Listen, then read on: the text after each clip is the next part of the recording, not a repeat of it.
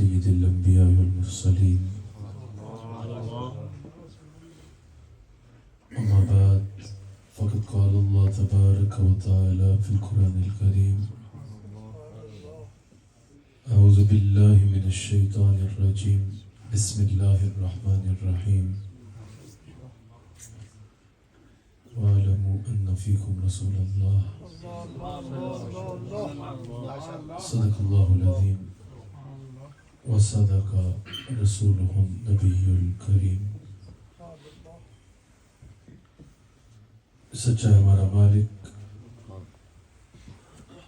اور سچا ہے ہمارا خالق کہ سوا اس واحد یکتا کی کوئی عبادت کے لائق نہیں، اور سچے اس کے پیارے حبیب آپ کے اور میرے آقا مولا حضرت سیدنا و مولانا محمد رسول اللہ صلی اللہ علیہ وآلہ وسلم کہ جن کے ذکر کی اس خوبصورت محفل میں اور آپ حاضر ہیں۔ الحمدللہ میرے مرشد کریم صدارت فرما رہے ہیں۔ اللہ کریم ہمیں اس کی برکات سے استفادہ کرنے کی توفیق عطا فرمائے۔ حضرت علامہ صاحب بھی تشریف فرما ہیں۔ اللہ تعالیٰ اس مرکز کو آباد رکھے اور علم دین اور عشق رسول صلی اللہ علیہ وآلہ وسلم کا پیغام عام ہوتا رہے انشاءاللہ۔ حضور علیہ السلام کے میلاد کی محفل ہے۔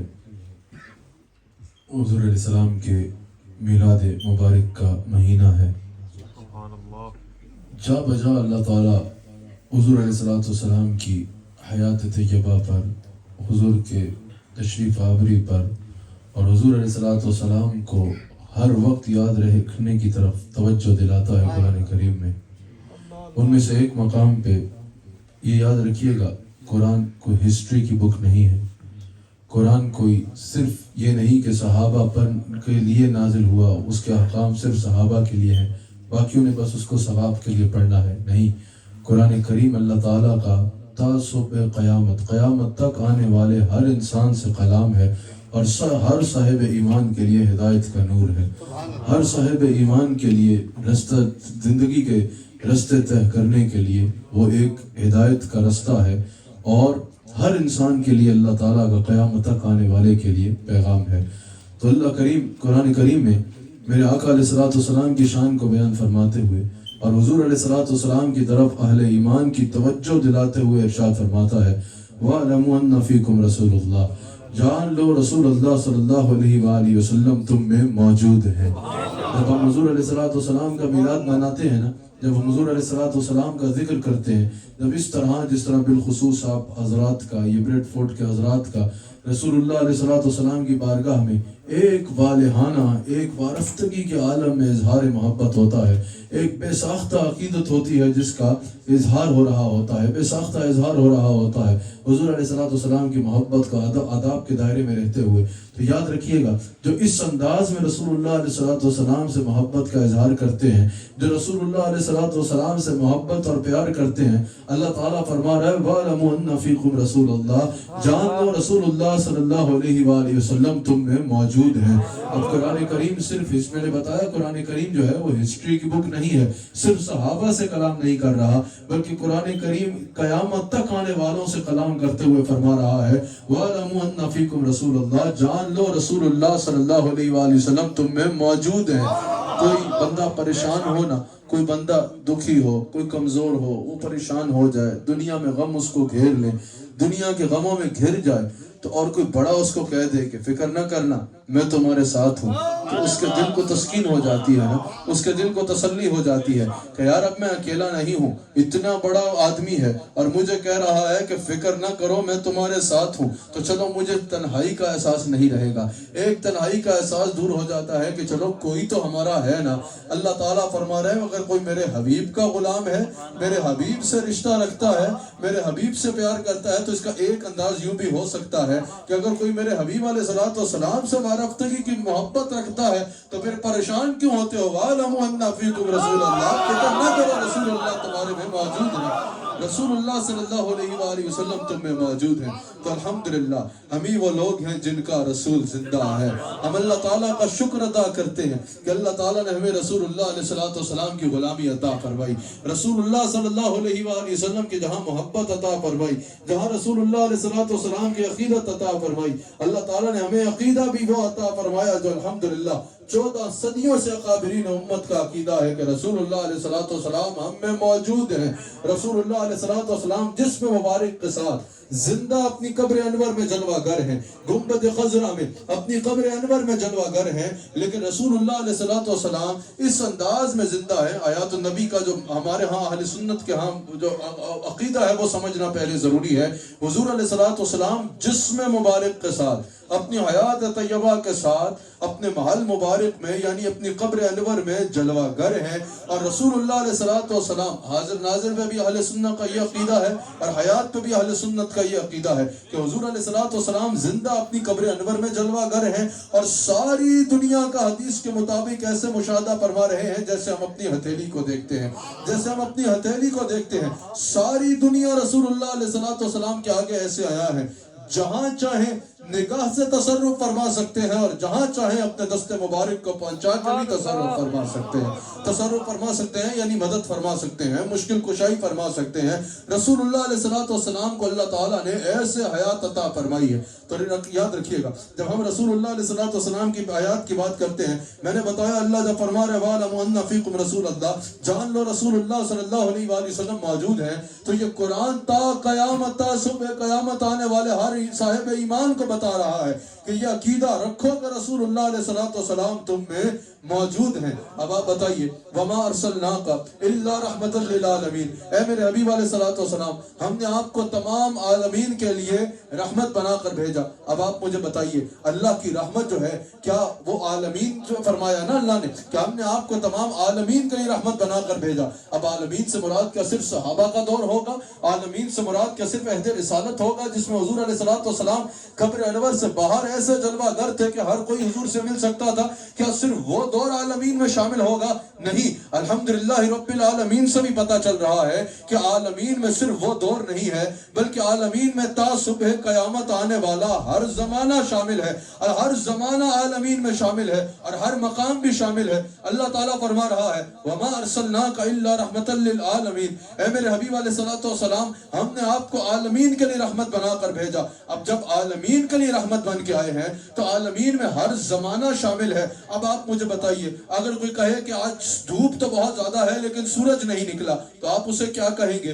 اگر کوئی کہے کہ آج چاندنی تو بہت زیادہ ہے لیکن آج چاند نہیں ہے تو آپ اسے کیا کہیں گے؟ اگر کوئی کہے بہت تیز بارش ہو رہی ہے لیکن آسمان پہ بادل ہی نہیں ہے تو آپ اسے کیا کہیں گے؟ تو یہی تو ہم سمجھا رہے ہیں، جیسے دھوپ کا سورج کے بغیر دھوپ نہیں ہے، جیسے بارش کے بادل کے بغیر بارش نہیں ہے، تو اسی طرح جب اللہ رحمت للعالمین حضور کو فرما رہا ہے رحمت کے خزانے لٹانے والے حضور ہیں، تو جب رحمت ہے تو یہ مانو نا صاحب رحمت بھی موجود ہے جو رحمت کے خزانے لٹا رہا ہے، کیونکہ حضور علیہ السلام نے خود ارشاد فرمایا یا ایھا الناس انما انا رحمت مہدات، اے لوگوں میں ہی وہ اللہ کی رحمت ہوں جو توبہ بن کے تمہارے پاس آیا ہوں۔ حضور علیہ السلام کے بارے میں یہاں پر مفسرین نے کہا نا ای راحم للعالمین، حضور علیہ السلام تمام عالمین کے لیے راحم ہے، تمام عالمین مرحوم ہیں یعنی جن پر رحم کیا جاتا ہے۔ اب سوال ہوا کہ حضور کس پر رحم کرتے ہیں؟ وما ارسلناک الا رحمت للعالمین پر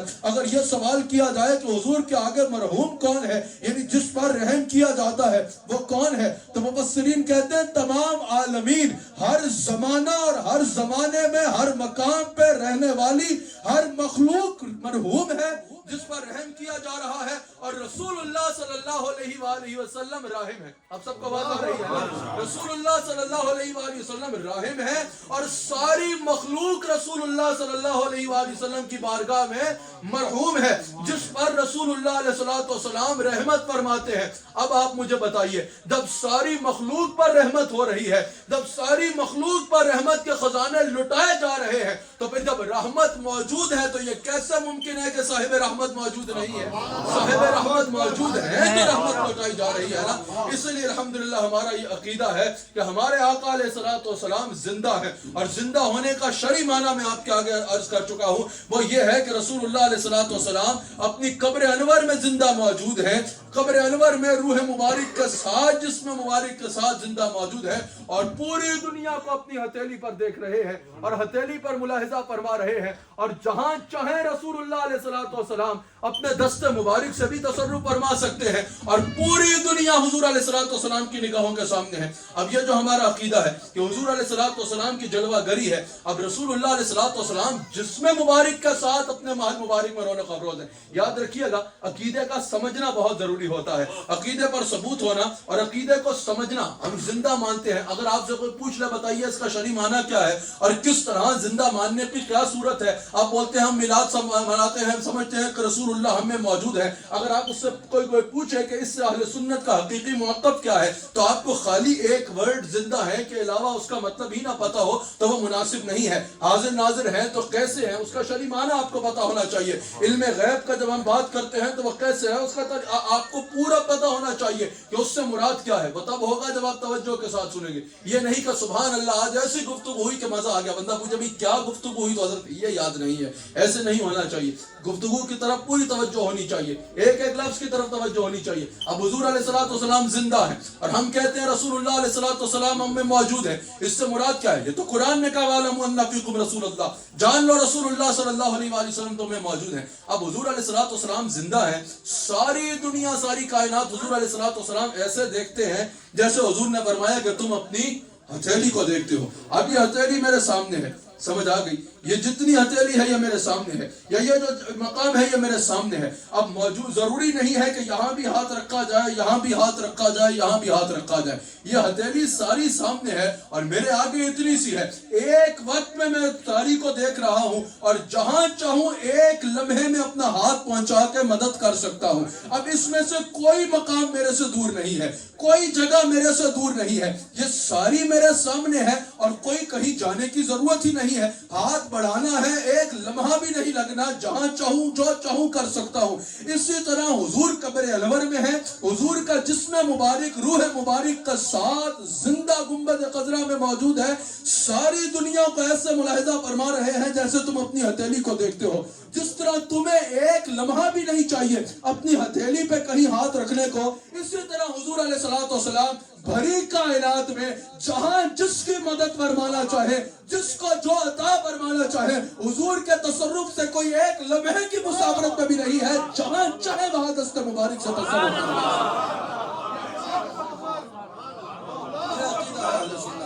حضور علیہ الصلوۃ والسلام زندہ ہے اور حضور کی روح مبارک حضور کے جسم مبارک میں ہے. ہم پہ جب قضا آنی ہے نا تو آنی ہے تو پھر آ جانی ہے, اور کہا کہ حضور علیہ الصلوۃ والسلام کے لیے حکم آنی ہے. ایک آن والا ایک آنی ہے, ایک آن کے لیے حکم ہوا, اللہ کا وہ فرمان پورا ہوا. حکم ہوا کہ روح مجتبیٰ کو کائنات کے سب سے نفیس اور پاک مقام پہ رکھ دیا جائے. عرش سے لے کے فرش تک ساری خلقت پہ نظر ڈالی گئی, وجود مصطفیٰ سے بڑھ کے نفیس مقام کوئی نہیں تھا. حکم ہوا روح مصطفیٰ کا وجود مصطفیٰ میرا.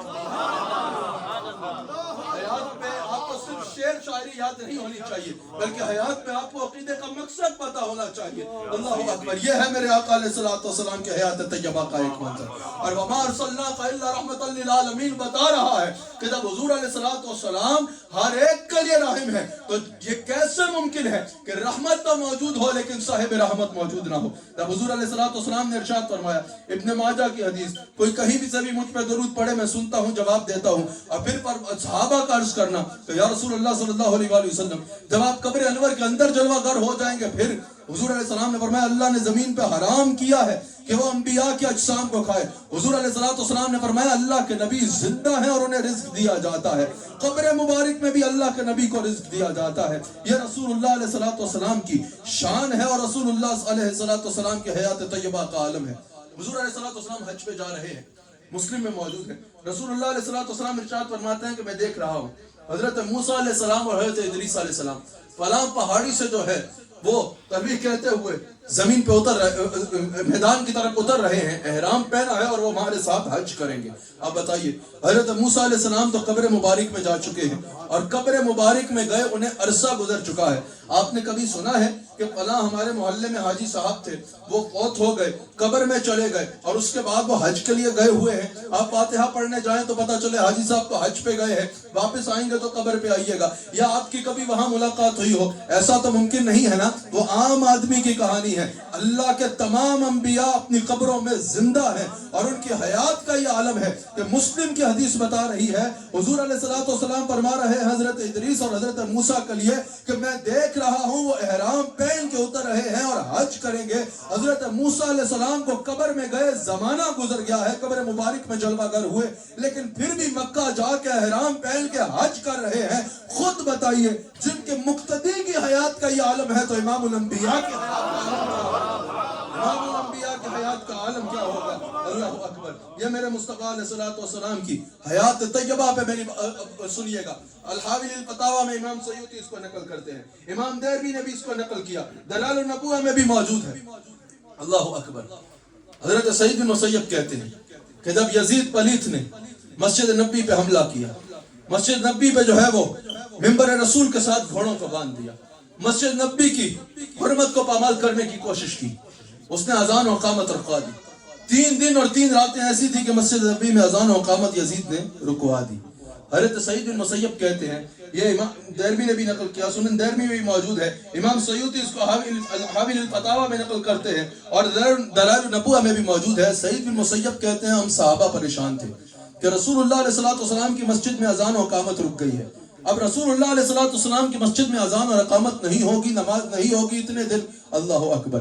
حضرت سعید بن مسیب کہتے ہیں، امام سیوطی نے بھی اس کو نقل کیا اور دیگر حوالے بھی میں نے آپ کے عرض کیے، وہ کہتے ہیں حضرت سعید بن مسیب ہم سمجھتے تھے یہ اذان رکانے میں کامیاب ہو گیا۔ حضرت سعید بن مسیب کہتے ہیں میں اپنے کانوں سے سنتا تھا کیونکہ میں مسجد نبی میں موجود تھا، 5 وقت حضور کی قبر سے اذان کی بھی آواز آتی تھی اور اقامت کی بھی آواز آتی تھی۔ یہ میرے مصطفیٰ علیہ السلام کی حیات طیبہ ہے۔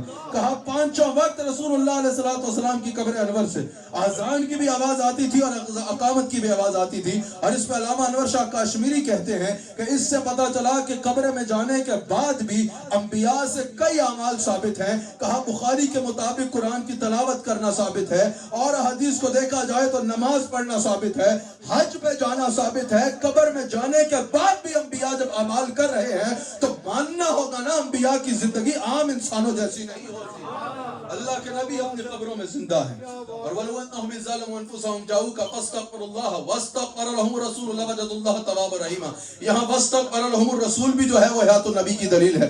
اللہ فرما رہا ہے کہ جب بھی جانوں پہ ظلم کر بیٹھو رسول اللہ کی بارگاہ میں جاؤ، پھر رسول اللہ صلی اللہ علیہ وآلہ وسلم میری بارگاہ میں تمہاری سفارش کریں۔ اب آپ بتائیے کیا قرآن صرف صحابہ کے لیے تھا یا ہمارے لیے بھی ہے؟ اگر ہمارے لیے بھی ہے تو وَاسْتَغْفَرَ لَهُمُ الرَّسُولُ کا حکم ہمارے لیے بھی ہے، اگر نہیں ہے تو پھر کیا فَاسْتَغْفِرُ اللَّهَ کا حکم بھی نہیں ہے؟ تو جواب یہ ہے نہیں، فَاسْتَغْفِرُ اللَّهَ کا حکم تو سب کے لیے ہے، جیسے وہ حکم سب کے لیے ہے ویسے ہی وَاسْتَغْفَرَ لَهُمُ الرَّسُولُ کا حکم بھی سب کے لیے ہے۔ اور جب وَاسْتَغْفَرَ لَهُمُ الرَّسُولُ اللہ قیامت تک آنے والے مسلمان کو کہہ رہا ہے میں راضی تب ہوں گا جب رسول اللہ تمہاری سفارش کریں گے۔ بھئی مردہ کسی کی کیا سفارش کرے گا؟ اس کے لیے ضروری ہے رسول اللہ زندہ ہوں، ہر ایک کی فریاد کو سنیں، ہر ایک کی حاجت کو دیکھیں، پھر اللہ کی بارگاہ سے لیں اور اپنی امت میں تقسیم کرتے چلیں گے۔ رسول اللہ علیہ السلام کی حیات طیبہ ہے۔ اس کی تفسیر میں مفسرین نے امام قسطلانی بھی نقل کرتے ہیں، امام قرطبی نے بھی نقل کیا، امام سیوطی بھی اس کو نقل کرتے ہیں کہ رسول اللہ علیہ السلام قبر انور میں جلوہ گر ہوئے، 3 دن گزر گئے۔ ایک عرابی اللہ کو راضی کرنا چاہتے تھے، قرآن سے رستہ پوچھا تو قرآن نے یہ آیت بتا دی۔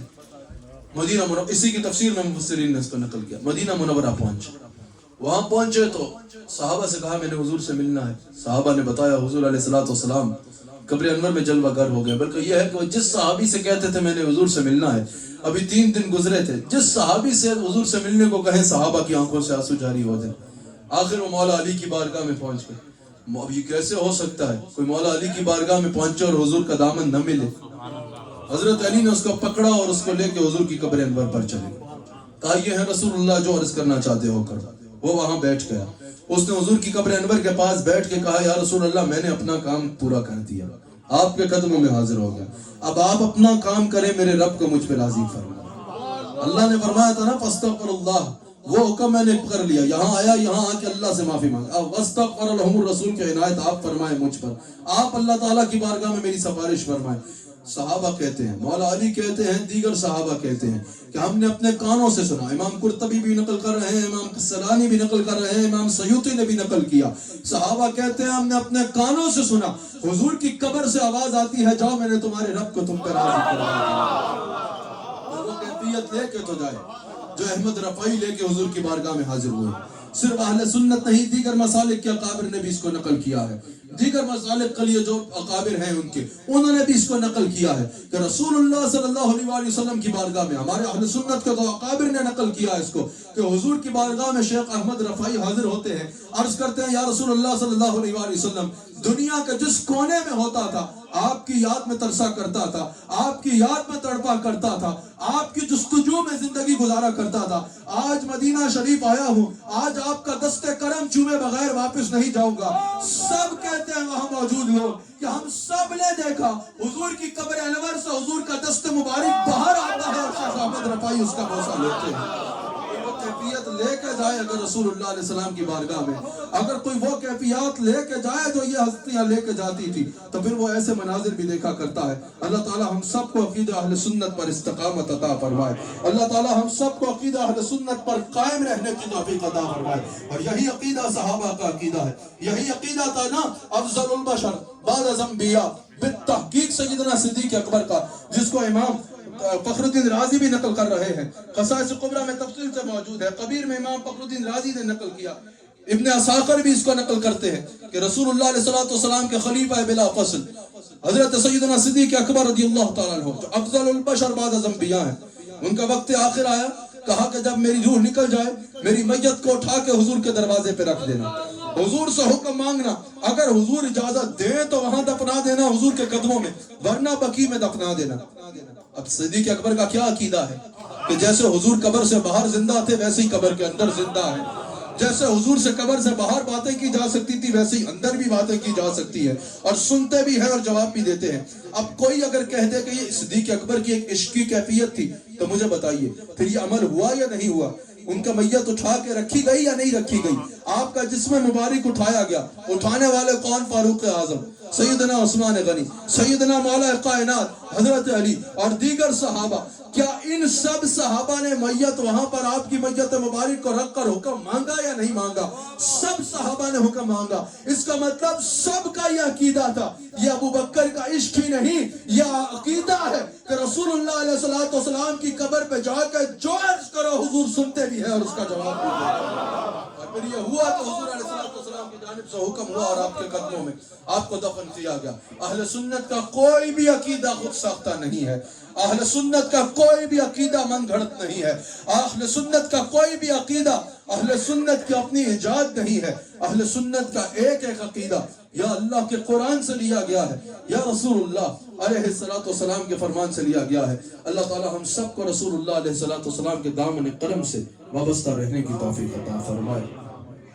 انہوں نے جس کلام کا بولا آپ سب حضرات میرے ساتھ پڑھ لیجئے. وہ مجھے کیونکہ یہ ماشاءاللہ یہاں پر عالم بھی ہیں, آپ خود بھی ماشاءاللہ یہ مدرس ہیں نوجوان, ان کے والد بھی, تو انہوں نے ایک کلام کا کہا. میں نے تو کہا بھی کہ جب آپ کے پاس نعت خواہ موجود ہیں تو وہ پڑھیں تو اچھا ہے, میں گفتگو کر لوں, لیکن جس کو انہوں نے کہا میں میرے ساتھ آپ